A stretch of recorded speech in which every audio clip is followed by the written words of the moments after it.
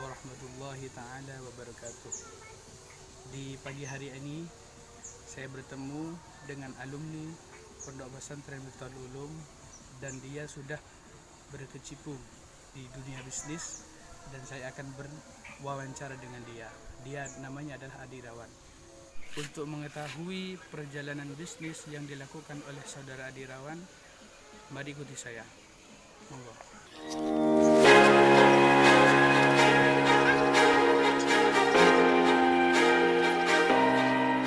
Apa yang menjadi motivasi awal Anda ingin jadi peternak puyuh? Motivasi awal saya itu untuk beternak puyuh salah satunya karena saya sadar bahwasanya ingat pada dauhnya Kiai Haji Maimun Zubair, walaupun kamu nak menjadi seorang guru tapi kamu tetap harus mempunyai usaha sampingan. Nah, itu yang saya ingat dari dauhnya beliau yang sering dijadikan semacam kata-kata dalam bentuk gambar. Nah, itu saya coba amalkan karena selain aktivitas saya mengajar, saya harus punya sampingan karena kita tidak hanya selalu berharap dari mengajar itu tersebut karena bukan itulah satu-satunya dalam hal mengajar, tapi lain dari itu untuk meninggikan atau menyiarkan tentang pendidikan baik formal ataupun non formal, sehingga saya sendiri berinisiatif untuk melakukan sebuah usaha ataupun bisnis, yaitu yang saya geluti saat ini, yaitu beternak puyuh. Awal mulanya beternak puyuh itu memang membutuhkan modal yang besar, tapi modal yang besar itu menurut saya cukup bisa dikatakan modal besar itu kalau awal itu memang modalnya sangat besar. Karena kenapa? Karena kalau awal kebutuhan mendasar yang harus dilengkapi, baik itu kandang besar maupun kandang untuk puyuhnya sendiri, itu kan masih tidak ada. Nah, itu dasar-dasarnya atau hal yang pokok yang harus kita siapkan terlebih dahulu sebelum kita mulai ternak. Sehingga dikalkulasi itu modal awalnya kandang dengan puyuhnya itu ditaksir sekitar kurang lebihnya 9.800.000. Nah, itu sudah satu paket dengan burung puyuh. Itu lain pakan. Sedangkan pakan selama 1 minggu itu membutuhkan pakan kurang lebih dari 4 sak. Nah, 4 sak. Harga pakan pada waktu itu saya mulainya ternak ini pada bulan Agustus. Jadi sampai sekarang mungkin hampir 1 tahun. Saya memang tidak punya pengalaman tentang bisnis ternak ataupun berternak. Cuman keyakinan itulah yang membuat saya untuk terus berinovasi dan memberikan yang berarti bagi keluarga saya. Sehingga saya ingat sebuah perkataan dari salah satu tokoh masyarakat di desa saya, Mayang, di desa Seputi, itu mengatakan begini, kalau Maduranya, cong, been muntar mancing, mun umpanah daging, kalau umpannya daging, ya, maka dapatnya ikan olehnya cukup pasti raja. Tapi mungkin umpannya hanya cacing, maka akan mendapatkan ikan yang kecil juga. Seperti itulah orang yang berbisnis, seperti itulah orang yang berusaha. Jadi ketika kita mengeluarkan modal besar, insya Allah hasil juga akan besar. Namanya orang usaha. Semua orang bisa meniru usaha orang lain, tapi masalah rezeki dan sebagainya kita tidak bisa menentukan. Hanya Allah yang bisa menentukan kadar rezeki kita itu seperti apa. Semua usaha bisa kita tiru, tapi tidak bisa meniru rezekinya. Kendala apa saja selama antum menjadi bisnis puyuh yang sudah terjadi berlangsung?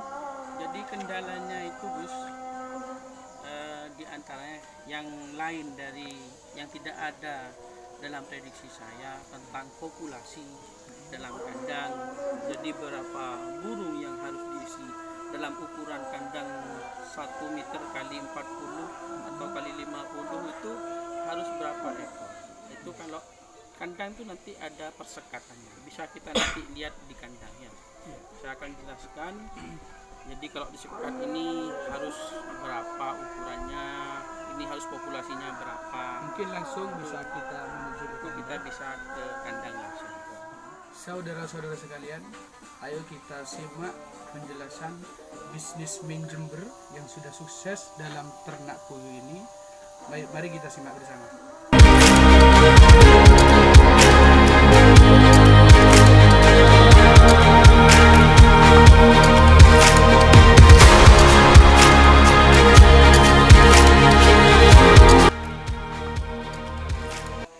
Dari diskusi tadi saya akan sampaikan ada beberapa kendala karena saya bukan latar belakang seorang pendidikan di peternakan, jadi banyak hal yang saya tidak ketahui. Di antaranya populasi di dalam ini, populasi di kandang ini. Jadi ini ukurannya di sini ini kurang lebih dari 1 meter atau 90. Ya. Ke belakang itu sekitaran 40 meter. Bukan 40 meter, 40. Jadi 1 meter kali 40. Jadi ini pun disekat, dijadikan 2. Nah, kalau disekat seperti ini, satu kotaknya ini harus berisi minimalnya 17. Jadi di sini 17, di sini 17. Bukan 40 meter, 40. Jadi 1 meter kali 40. Jadi ini pun disekat, dijadikan 2. Nah, kalau disekat seperti ini, satu kotaknya ini harus berisi minimalnya 17. Jadi di sini 17, di sini 17. Kalau disekat. Sedangkan punya saya dulu awal masuk burung puyuh ini, satu kotak ini itu berisikan populasi kurang lebih 25 burung. Di sini juga 25 burung. Jadi dalam satu kotak 1 meter ini berisikan 50 burung. Jadi populasi sangat padat, sehingga angka kematian juga besar. Maka dari itu perlu kita ketahui berapa populasi idealnya yang harus kita isi itu berapa. Yang kedua, kemungkinan yang tidak saya prediksi antara lain ini saya baru pasang pintu kayak gini. Kenapa saya pasang pintu kayak gini? Karena ternyata ada hama tikus yang mampu memangsa burung puyuh ini.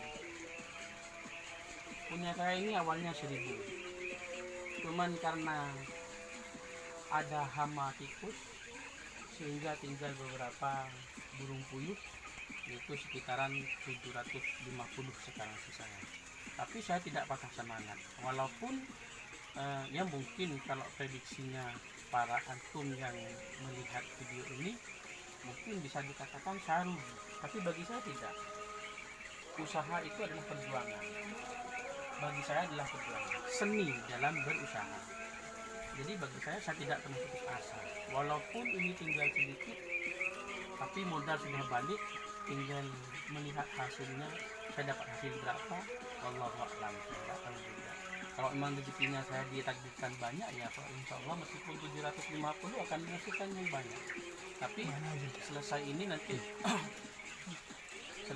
nanti kita saya akan pindah kandang ini karena ini terlalu sempit kandangnya. Saya akan pindah ke belakang karena lokasi di belakang sangat besar. Nah, mungkin kalau di belakang saya akan perbesar lagi kandangnya. Dan mungkin idealnya kandang itu seperti apa, mungkin lebih cocok kalau di belakang karena lokasinya sangat luas.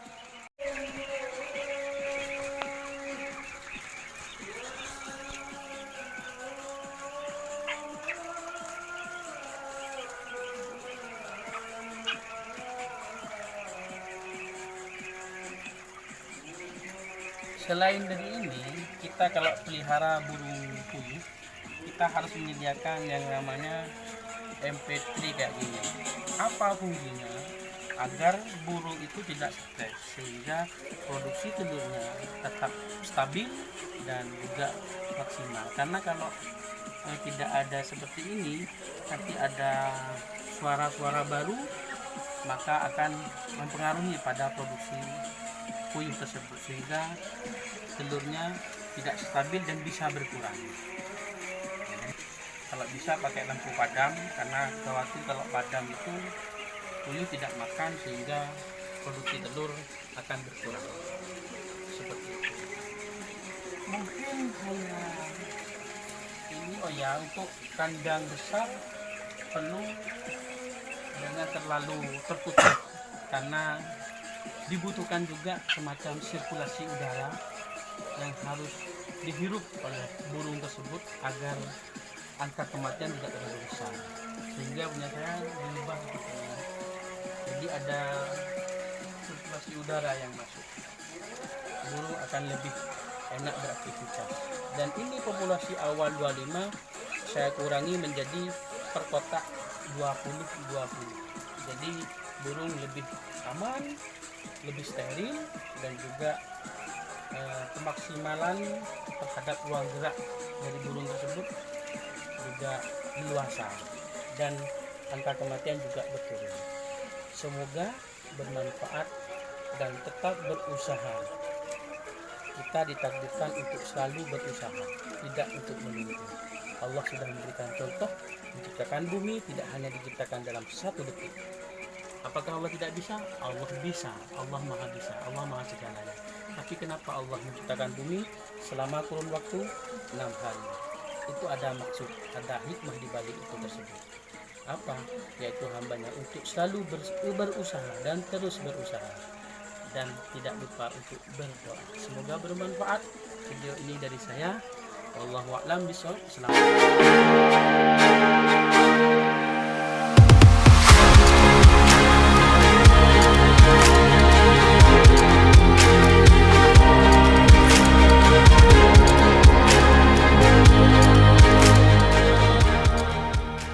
Alhamdulillah, kita sudah bisa mendengarkan apa yang disampaikan oleh Ustadz Adi Irawan selaku pembisnis. Selain juga pembisnis, beliau adalah juga pengabdi di MI, di sekolah SD, SMK, SMP. Juga beliau mengabdi.